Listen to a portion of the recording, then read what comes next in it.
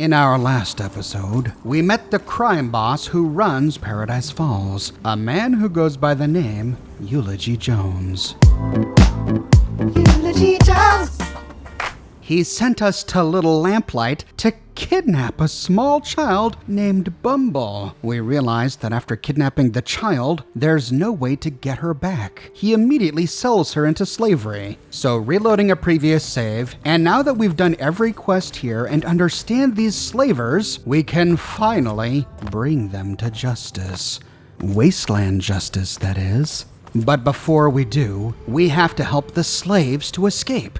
When we spoke to Squirrel, one of the enslaved children from Little Lamplight, he told us that he has a terminal that he can use to deactivate the explosive slave collars around their necks. But in order to get his terminal to work, we have to sync it with the primary Paradise Falls computer in Eulogy's pad. Heading inside his pad, as we pass his heart-shaped bed, we notice something copper gleaming on a nearby booze-covered table.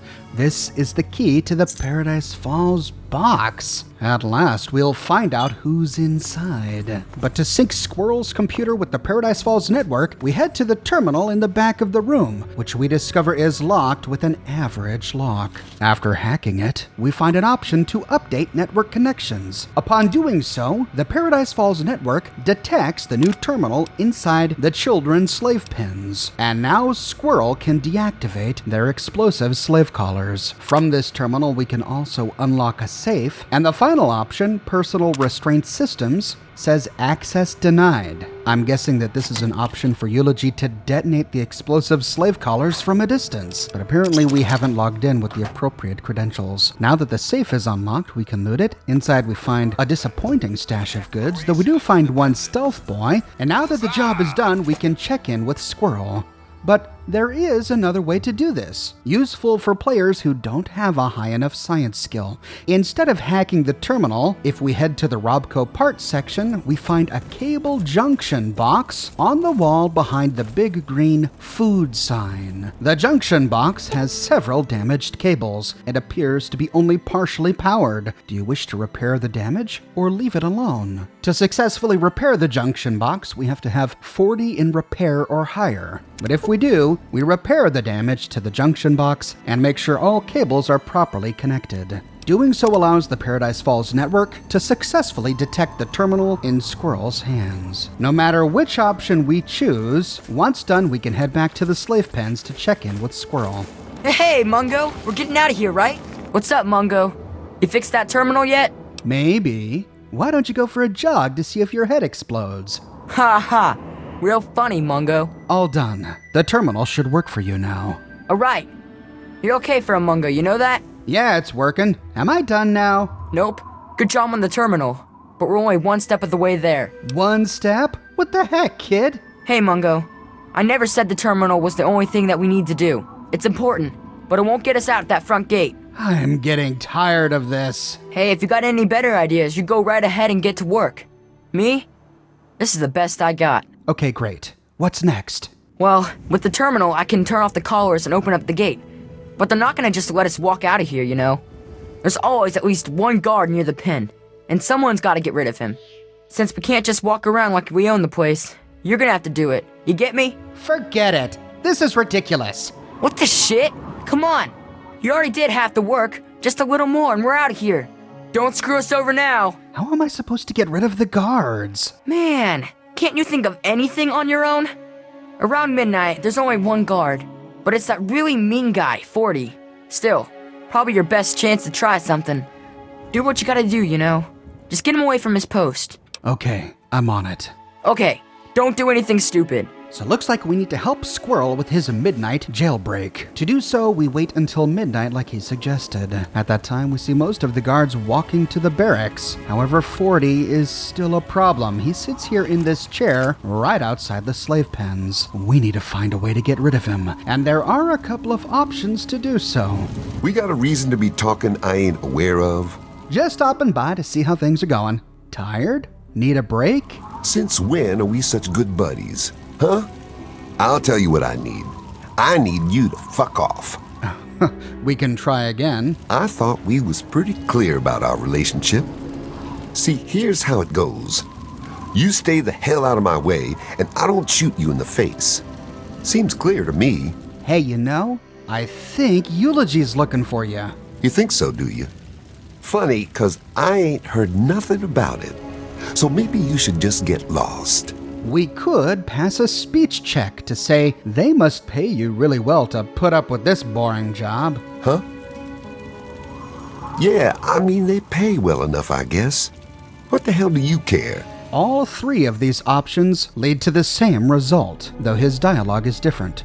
We could say, "Sorry, I don't mean to pry. It just seems like you should be doing more than this." Well, I mean, yeah. I ain't exactly in charge here, but I'm Eulogy's right-hand man. Some other jackass should be pulling nighttime guard duty. Maybe I'll go have a little chat with Eulogy about that. Or we could pander to him and say, "It just seems like you do most of the work around here." Yeah, so maybe I get a raw deal sometimes. Everybody does out here. That's the way shit goes. But maybe it's time that changed. Maybe I go see Eulogy about that right now, in fact.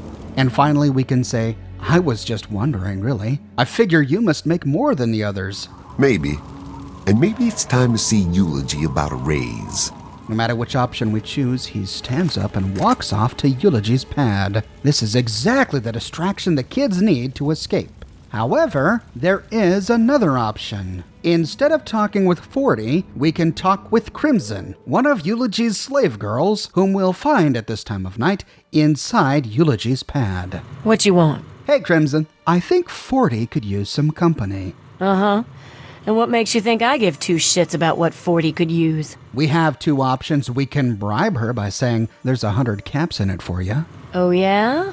Now that I think about it, 40 has been looking mighty fine lately. Working out extra. Maybe I'll go see if there's anything I can do for him. You keep this between me and you, clear? Or we can pass a speech check to say, "You don't think he's a good-looking guy?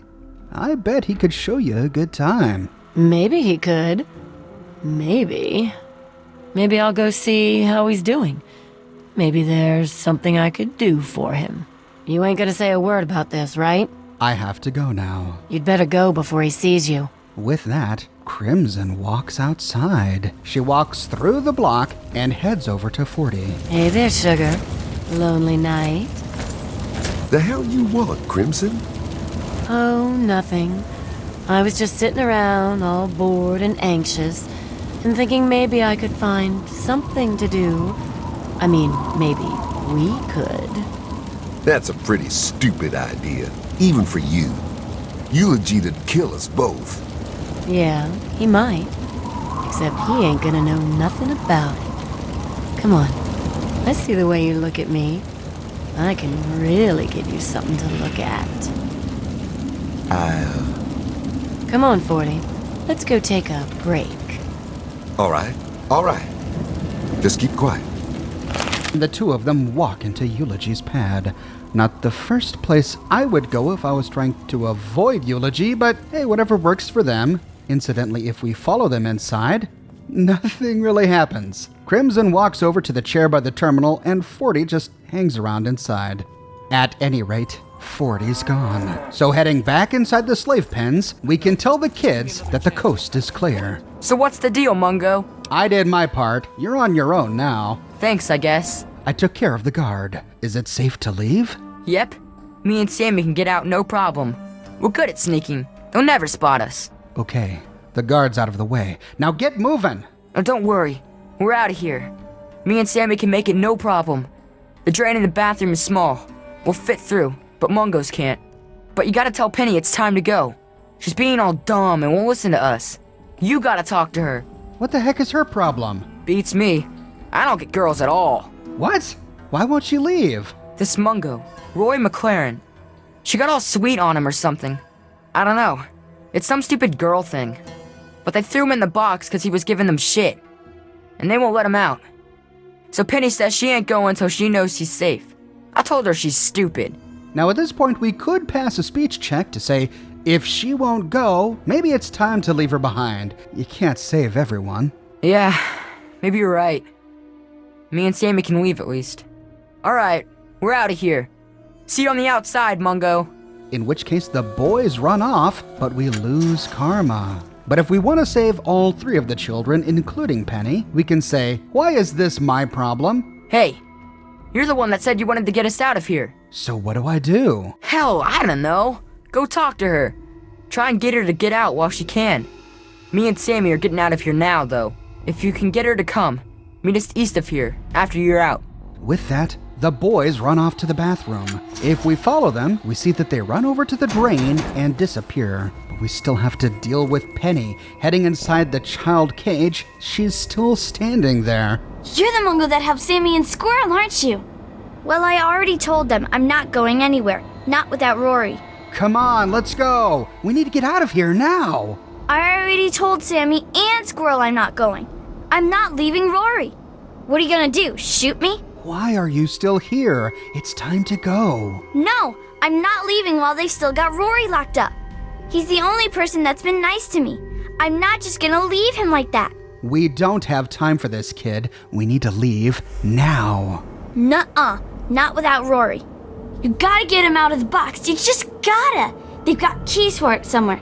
That Mungo 40 has one. I don't know where the other one is. His boss probably has it somewhere. You get Rory out and I'll leave. Not until then. Well, we have a couple of options at this point. We could pass a speech check to say, Penny, come on. You can't save Rory. It's time to save yourself. I know. I just wanted him to be safe. They were gonna sell him, and then he was gonna leave, and I'd never see him again. And let's just go, okay? I don't want to think about it. With that, she runs off, and we don't lose karma. Or we can pass a child at heart check to say, Penny, come on. Rory's a Mungo. You've got to stick with your friends. I know. But he was so nice to me. I just wanted him to be safe.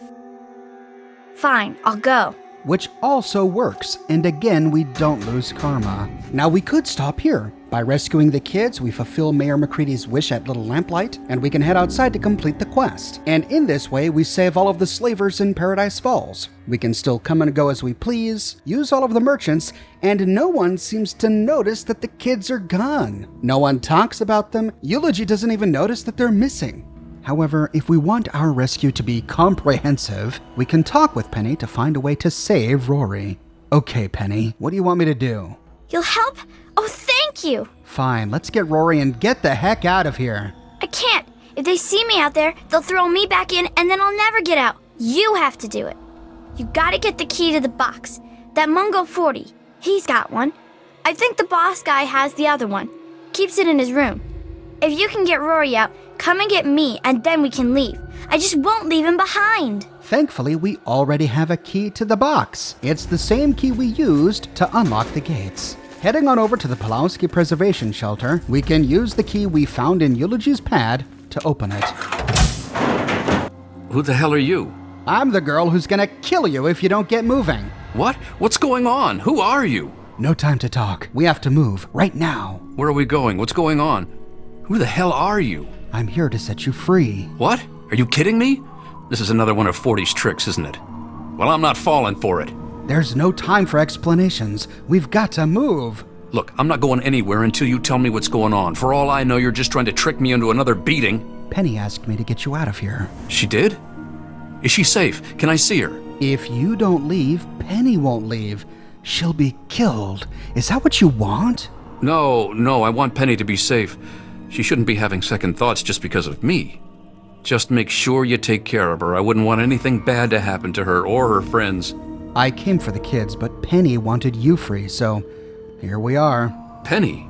She wanted you to set me free? I owe that little girl a lot. I'll have to try and make it up to her someday. You want to get out of here, or you want to waste time asking questions? Fine, let's go. What's the plan? I need you out of here now so I can get Penny out. Okay, fine. If it'll help Penny, I'll do it. What do you want me to do? Now that we've got him to agree to leave, we have 3 ways to get him out of here. We could say, you're on your own, pal. I've got more important things to do. That's it, huh? Just toss me out of the box and into the meat grinder? Thanks for nothing, asshole.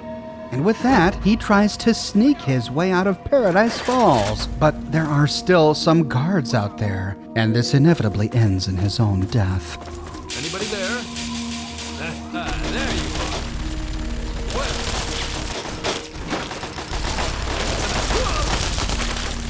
Or we could say, we'll have to run for it.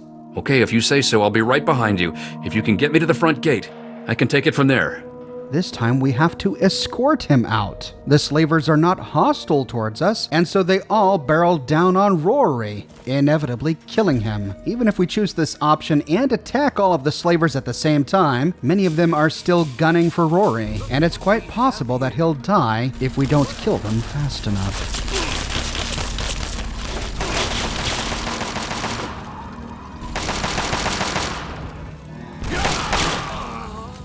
If we choose either of these two options, and if Rory dies, it ultimately has no impact on this quest. Now that Rory's dead, we can head back to Penny and convince her to leave. Is Rory safe yet? We could tell the truth and say, I tried, but he didn't make it. Poor Rory. He was a nice man. He deserved better. I'm getting out of here. Don't follow me. In which case she runs off to the sewer grate. Or we can lie and say, sure. Maybe you'll see him sometime later. Not now, though. Okay, if you say so. I'm getting out of here then. You go out the normal way, so they don't get suspicious. Meet us outside. And she also runs off to join her friends. The final option is to say, we need to be careful, stay low, and stay quiet. You got it. I'll stay right with you. Get me to the front gate and I can make a run for it from there. With that, he crouches down, and we can guide him through Paradise Falls. In theory, this is a great way to sneak him out undetected, but in practice, I found that these guards have eagle eyes or something. I tried doing this at every hour of the night, waiting for the guards to change, but even when the fewest number of guards were out there, there's always this one guard standing on a gantry overlooking the box, holding a minigun. And no matter which shadow I tried to hide in, they always found Rory. However, if we choose this stealthy third option, we now have the opportunity to talk with Rory and direct him like a companion. What? I want you to wait here. Man, I hope you know what you're doing. With Rory staying here, we can now kill all of the slavers without Rory dying. Also, if we tell him to wait here even before rescuing him, we can walk over to Penny and tell her that he's safe. Is Rory safe yet? Yep, I got him out all right. Now it's your turn. You saved him? Really? Thank you so much. I'll make it up to you somehow, I promise. And she runs off to join her friends at the sewer. Now, we have to deal with the slavers, because in addition to Rory, there are all the other adults enslaved here. It's time to inflict these slavers with some Wasteland justice, and the number of ways to do so are infinite, limited only by our creativity. We could try to do it a stealthy way, and for this I recommend using the perforator that we got from the Pit DLC. It's a silenced automatic weapon, and it's got a pretty decent scope. Using this tool, we can kill most of the slavers undetected.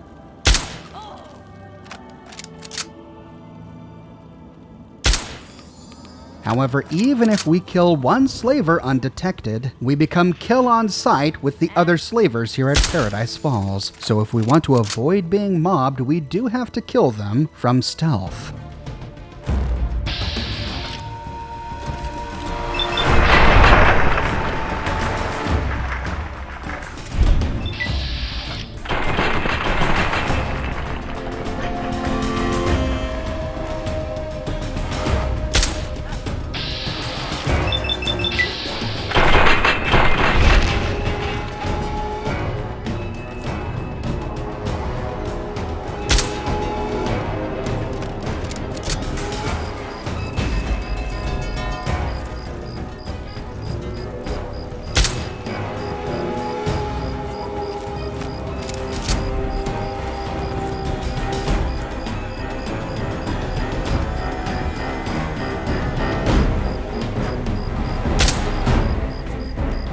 Or we could wait until day and be less subtle, pulling out, say, a missile launcher, for example, and taking care of their heavy gunner.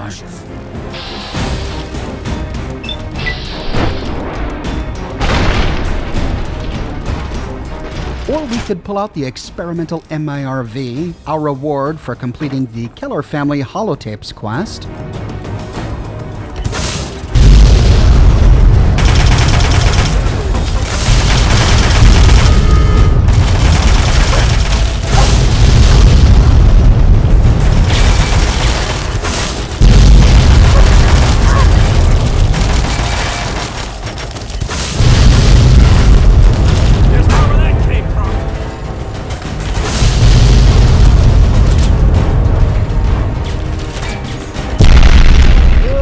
but this is a dangerous option. Or we could pull out our trusty dusty Gatling laser.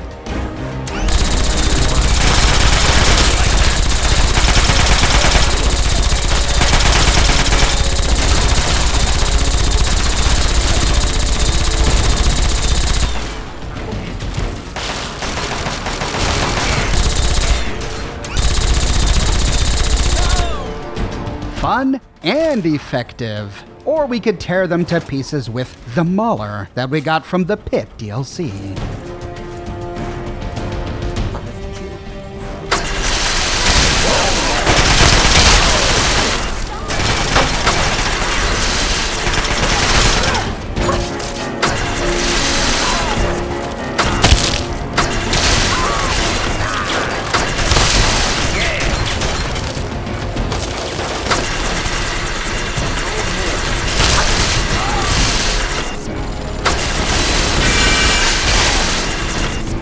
This gives us some visceral satisfaction. We could always use the Drone Cannon XB from Mothership Zeta.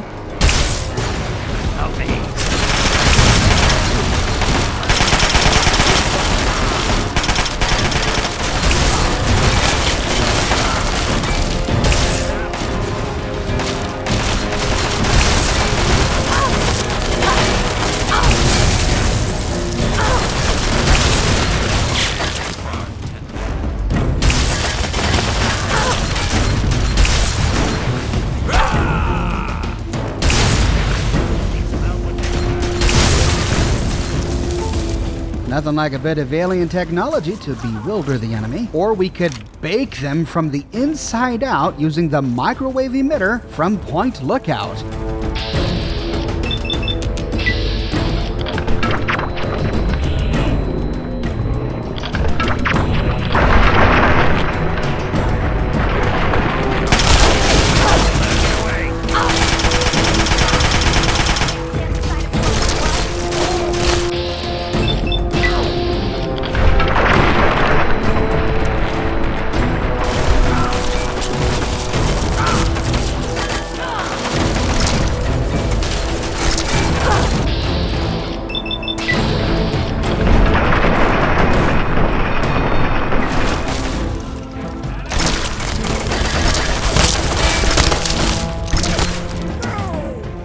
Or we could use good old Eugene that we got from Riley's Rangers to massacre them.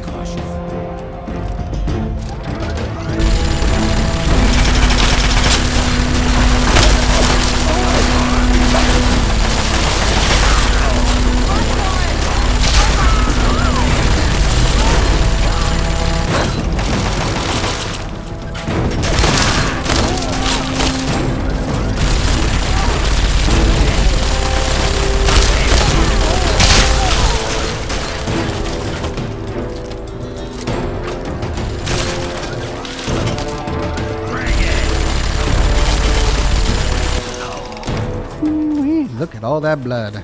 In short, there's no wrong way to kill a bunch of slavers unless you fail. But my favorite option, and the one I chose, was to let Sharon go hog wild. After what he did to Azrakal, this probably gave him a lot of satisfaction, and to use a railway rifle and pin their heads to the walls.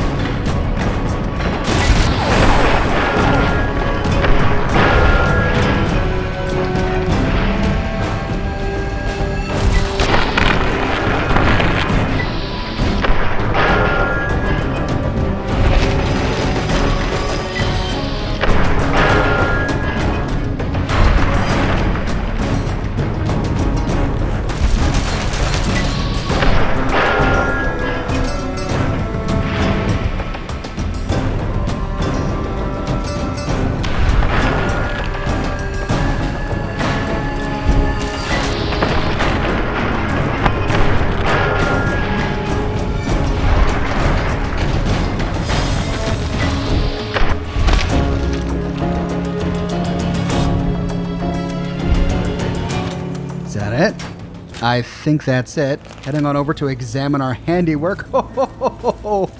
We pinned 2 of their heads to the Brahmin, roasting on a spit in the middle of town. Ooh. 1 through the nose and 1 through the ear. Oh, and heading on over to Eulogy's door, there's Crimson. Her head stuck to the door frame, got her right in the temple. Heading over to Freddy Fears, that's where we killed 40, and look, his head is stuck to the door. Oh, and in the forehead. Oh, looks like we missed Jotan.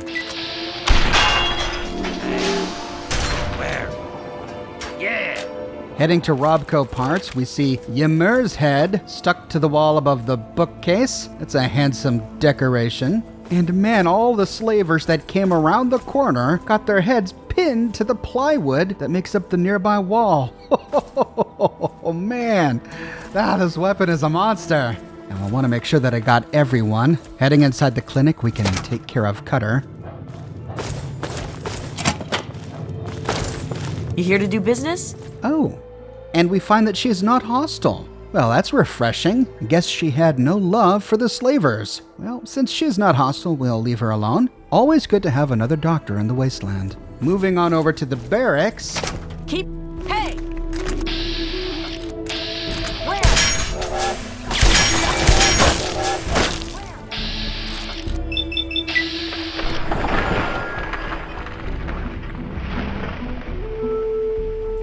Took a couple of shots, but I got the slaver right in the mouth. Ooh.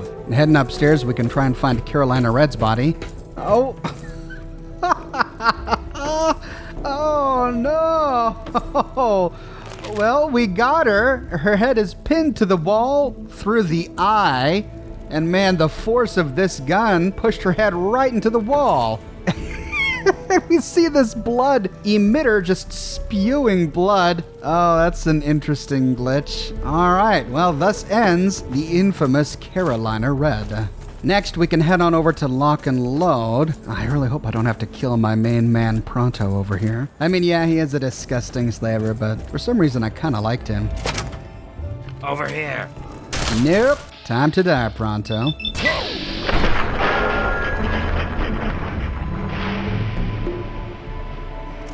Ooh, and we got him in the back of the head, sticking to the wall like glue. Heading downstairs, we don't find anyone. And before we leave, I read comments from many of you on my video about Vault 77 when we first met Pronto, where many of you said that this must be a little lamplighter due to the birthday hat on his head. And I think you're right. I think he was kidnapped while he was making the trip from Little Lamplight to Big Town on his 16th birthday. And then the slavers put him in a cage where he died. So good call on that one, but it only makes this that much more horrifying. But gives us another reason to tear them all to pieces. Heading outside, I'm not sure if Grouse and the other slaver out here will be hostile. Oop, looks like they will.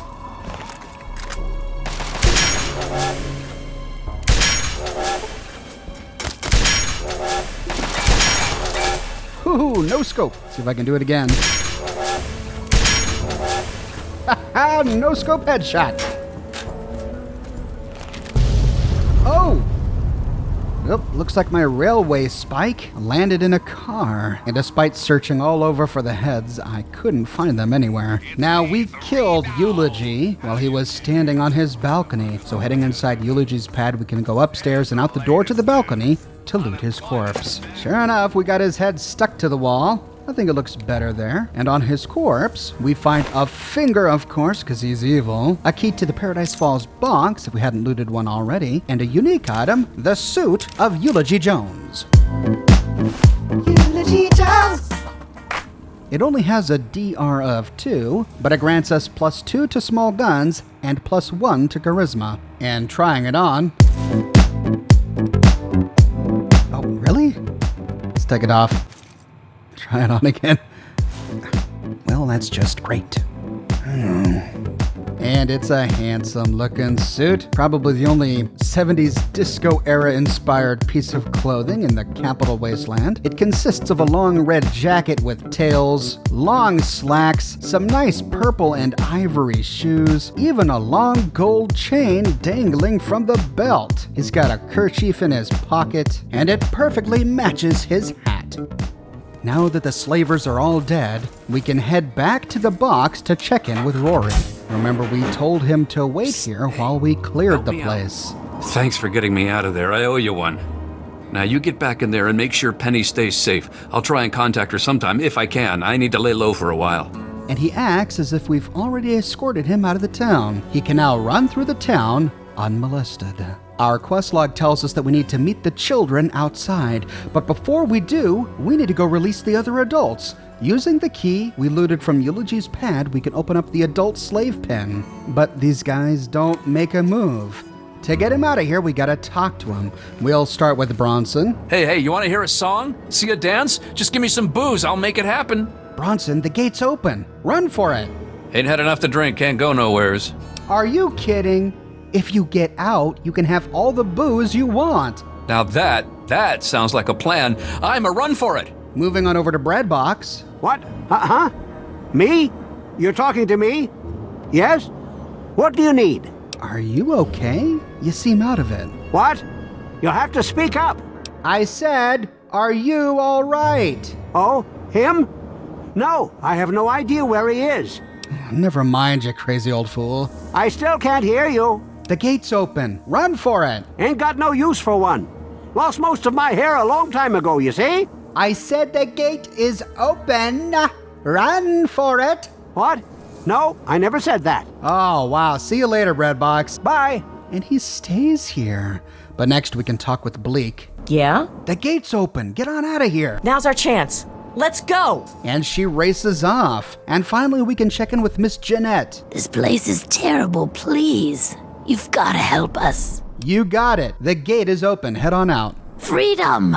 And she races on out. But Breadbox stays here. We can't get him to leave. And strangely enough, we don't find an option to disarm their explosive slave collars. However, heading inside the door to the slave house, we find the 4 people we enslaved when we did the quest, Strictly Business. Hey there. Checking in with Flack. I don't want to be a slave. I was just confused before. Take it off. I can try getting that collar off, but it might explode if I tinker with it. Well, to hell with it. Go ahead and try. And here at least we find an option to remove the collar, but we have to pass a science check to do so. And our chance of success scales with our science level. For example, we have to at least have 25 in science to have a 50-50 chance at successfully removing the collar. At around 75 in science and above, that chance becomes a 100% chance. Okay, Flack, I see how this thing works. I just need to tweak this transistor here. I'm alive. You did it.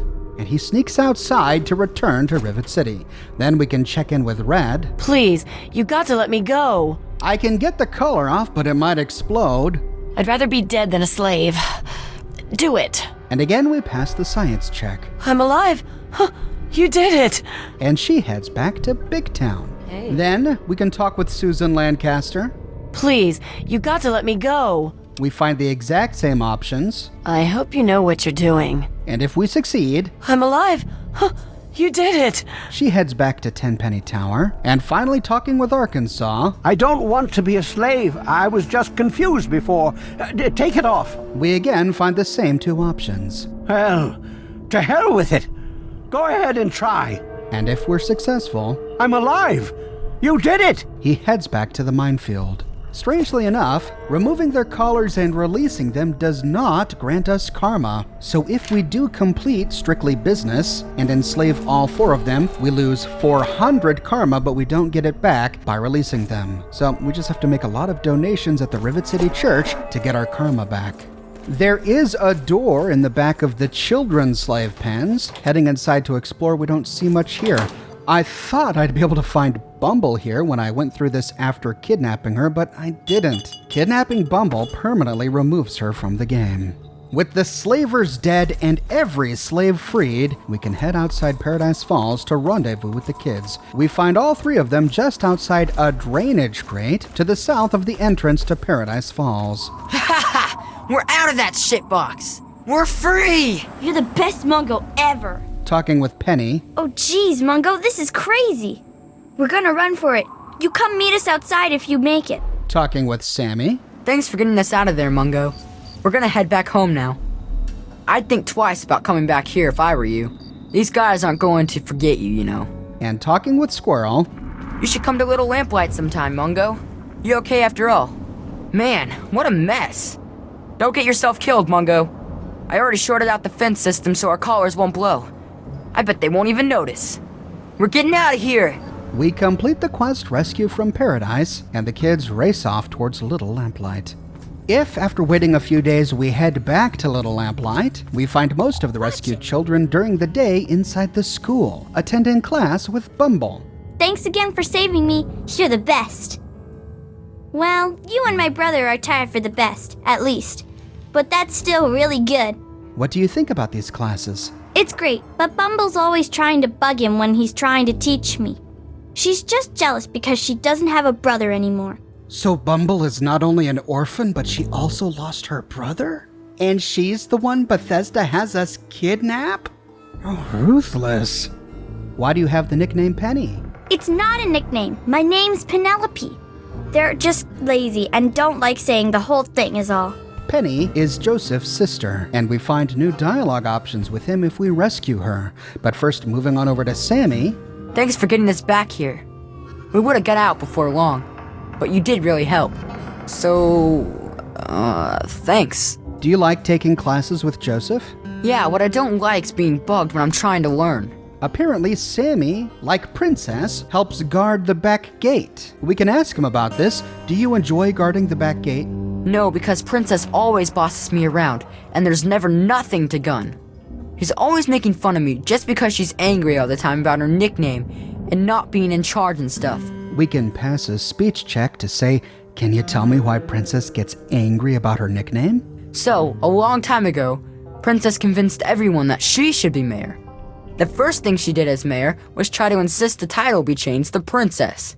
It was 5 minutes before McCready punched her in the nose and got picked as the new mayor. It was awesome. She was only mayor for 5 minutes? Yeah, McCready said we needed someone to watch out for us, not to lord over us. Then he popped her one. She hasn't even tried since then. That's why he stays mayor too. I hope I can be that cool someday. Does she still hold a grudge against them? No way. I think she's got a crush on him. She's all weird for him. Thanks, Sammy. That's useful information. Thanks. Maybe you can take her down a peg, huh? We can put this to good use later, but first, we can talk with Joseph to see if he has anything to say about saving his sister. Hey, Joseph, can you tell me about this class? I hold open classes every morning for anyone who's got an interest in learning about a subject. Obviously, voluntary attendance is usually low. I wouldn't normally let someone like you sit in, but since you saved Penny's life, it's the least I can offer. Would you like to hear our history? It's something of a favorite. Alright. Can I hear about how Little Lamplight got started? Okay. Sit back, and I'll retell the history of our fine town to the entire class. With that, Joseph heads to the front of the class and addresses the students. Long ago, children and grown-ups tried to live in peace. They protected us when we were young, and we helped them when they grew old. And the world was good, but it can never last. 3 classes of us were on a field trip to the Lamplight Caverns when they destroyed the world, and some of them were trapped here with us. Some of the adults left for help. They never came back to us. Some of the adults were too clumsy for the caverns. They became bones in the rocks. Some of the adults stayed with us. They did terrible things. But we learned how to help ourselves, how to survive in the caves, and how to kill the monsters. And then, there were no adults left. Now, we're safe to play and enjoy the caverns, away from the world the Mungos destroyed. And there's only one rule we have to follow. We have to leave before we become grown-ups. That way, we don't risk destroying our world like they did. It means we leave our friends behind, but we can meet again in the outside, and it means our homes and friends stay safe in Little Lamplight. This is how Little Lamplight has survived since the war, and how we will survive until the world is rebuilt. His story fills in many of the gaps about what happened here at Little Lamplight. Most disturbingly, we learned that some of the adults did horrible things to the children before they all died. And it's good to see Bumble safe and sound in Little Lamplight. Uh-oh. Now what? What do you think of Joseph's classes? I learned how to tie my shoes, and how to put out a fire, and how to put bullets into a gun. Once my hands get big enough to hold one, Joseph says he's gonna teach me how to shoot for real. Learning is fun. Next, let's see if we can go find Squirrel. As we wander around Little Lamplight, the Little Lamplighters comment on our rescue. Thanks for getting Penny and Squirrel back. And Sammy too, I guess. But none of the other named kids have anything else to say, not even Mayor McCready. He doesn't even mention it. I found Squirrel wandering around the caverns, not sure why he wasn't in school. Wow, am I glad to be back. If it weren't for you, I think we'd have died back there. So, thanks for the help. If anyone asks me, you're an official kid. Why are you called Squirrel? I like to think it's because of my inquisitive and charming nature, as well as my natural climbing ability. But Knock Knock says it's because I'm totally nuts. Guess which one's probably right. Okay, take care, Squirrel. I'll try. He walks off to be totally nuts. And now we can use the information we got from Sammy to have another little chat with Princess. I know why you're really called Princess, Princess. Why? Because I'm Princess of Little Lamplight? You don't have to be embarrassed by it. Not everyone can be a good mayor. Shut up! As soon as they figure out who told you, someone's getting pounded into the ground. That was a long time ago anyway. I hear McCready really walloped you when you tried to play Princess. Oh yeah? Well, that was a long time ago. Now RJ's my best friend. Someday, we're gonna be boyfriend and girlfriend, and then he'll kick you out. You know what? Never mind. It's not worth making you cry. That's right. Run away, coward. Oh, okay. Well, couldn't even handle the job for 5 minutes, huh? This bunch of idiots don't deserve me leading them. They wouldn't know a real boss if one shot them in the ass. And if we really want to, we can pass a charisma check to say, best friend? You haven't got any friends, Princess. Not RJ, not Sammy, not anyone. That isn't so. Stop lying. Stop being such a big mungo liar. This isn't fair. A big mean mungo picking on me. I hate you. You jerk. Just shut up and leave me alone. Go away. And we lose Karma. She walks off to cry alone because she knows that it's true. If we choose this option, she refuses to talk with us ever again. I hate you. Go away. She is the bully of Little Lamplight, so she had it coming. But then again, she is just a kid, which may be why we lose Karma for bullying her like that. We're almost done. We have one final man to check in with, and that's Rory, the man we released from the box of Paradise Falls. Where did he go? Well, if we happen to travel to Moriarty's saloon inside Megaton, we find Rory behind the counter.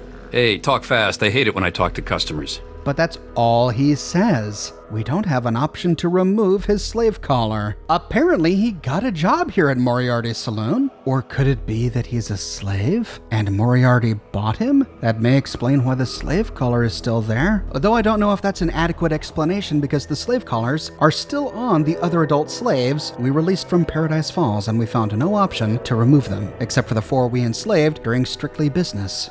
At any rate, that is the full story of Paradise Falls and the numerous places and characters associated with it.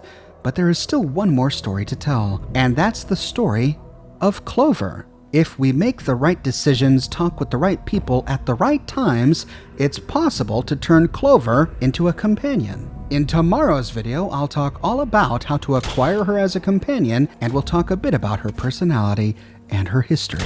I publish many Fallout videos every single week here on my channel, so if you want to make sure you don't miss that episode, be sure to subscribe and to click that bell notification button.